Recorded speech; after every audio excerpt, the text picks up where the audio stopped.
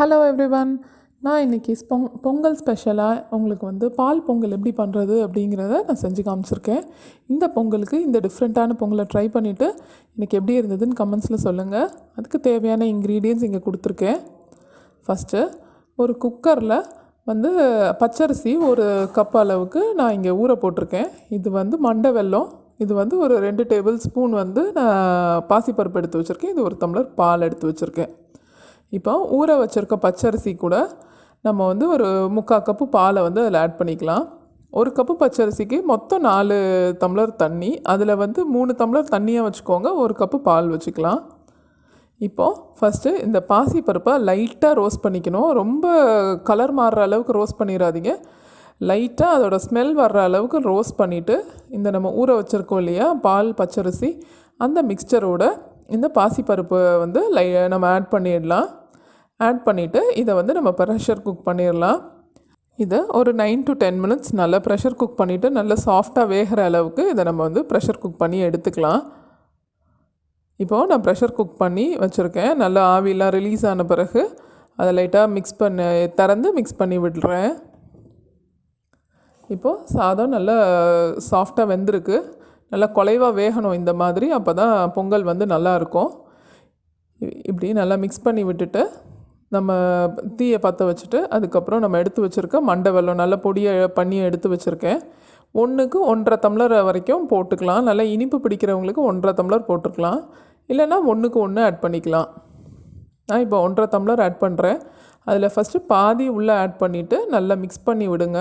கொஞ்சம் அந்த நல்லா சிம்மில் வச்சு ஹீட்டை அடுப்பு பற்ற வச்சுட்டு இதை மிக்ஸ் பண்ணி கொஞ்சம் மீதி பால் எடுத்து வச்சுருக்கோம் இல்லையா, ஒரு 1/4 டம்ளர் பால், அதையும் உள்ளே ஆட் பண்ணி நல்லா மிக்ஸ் பண்ணி விடுங்க. பாதி மிக்ஸ் பண்ணின பிறகு நமக்கு தேவையான அளவுக்கு மீதி இருக்க பாதியை நம்ம பார்த்து ஆட் பண்ணிக்கலாம். இப்போ நான் கரெக்டாக 1க்கு 1.5 ஆட் பண்ணியிருக்கேன். இல்லைனா இனிப்பு கொஞ்சம் கம்மி பண்ணணுன்னாலும் கம்மி பண்ணிக்கலாம். நல்லா சிம்மில் வச்சு ஒரு 5 to 6 மினிட்ஸ் நல்லா பாயில் பண்ணுங்கள். இதில் கொஞ்சம் இந்த பொடி ஆகாத வெல்லம்லாம் இருக்கும் இல்லையா, அதெல்லாம் கூட நல்லா கரைஞ்சி நமக்கு நல்லா இந்த மாதிரி ஒரு பொங்கல் கன்சிஸ்டன்சிக்கு வந்துடும். இது நம்ம யூஸ்வலாக பண்ணுற பொங்கலை விட ரொம்ப டிஃப்ரெண்ட்டாக இருக்கும். ரொம்ப ரிச்சான டேஸ்ட்டாக இருக்கும். ரொம்ப சிம்பிளாக பண்ணிடலாம் நம்ம இந்த பால் பொங்கலை.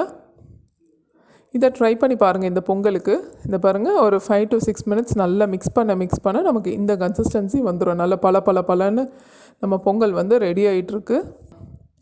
இப்போ இந்த மாதிரி நல்ல பலன்னு வந்த பிறகு ஆஃப் பண்ணிவிட்டு கொஞ்சம் நெய் வந்து தாளித்து கொட்டிடலாம். அதுக்கு ஒரு 1/4 கப்பு நெய் எடுத்துக்கிட்டு அதில் நமக்கு தேவையான அளவு முந்திரி ஆட் பண்ணி கொஞ்சம் நல்லா வறுத்துக்கணும். முந்திரி நல்லா கோல்டன் ப்ரௌன் ஆகிற ஸ்டேஜில் நம்ம கிஸ்மிஸும் ஆட் பண்ணிவிட்டு அதையும் கொஞ்சம் நல்லா வறுத்துக்க போகிறோம். முந்திரி கிஸ்மிஸ் இது கூட ஏலக்காய் கூட ஆட் பண்ணிக்கலாம். நான் இன்றைக்கி ஏலக்காய் ஆட் பண்ணலை. ஏலக்காய் பிடிக்கணும் அப்படிங்கிறவங்க ஏலக்காய் ஆட் பண்ணிக்கலாம். இதை நல்லா ரெண்டையும் ஃப்ரை பண்ணிவிட்டு அதை வந்து நம்மளோட பால் பொங்கலில் மேலே நம்ம ஆட் பண்ணிடலாம்.